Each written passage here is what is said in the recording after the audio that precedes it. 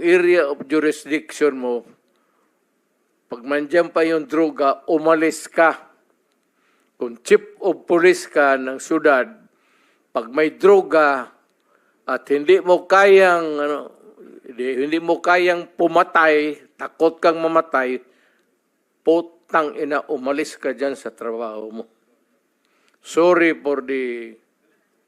Thank you, Mr. President. I think, Mr. Chairman, medyo mahaba na yung time ng ating... Yes, alam ko. Gusto na siyang magpahinga.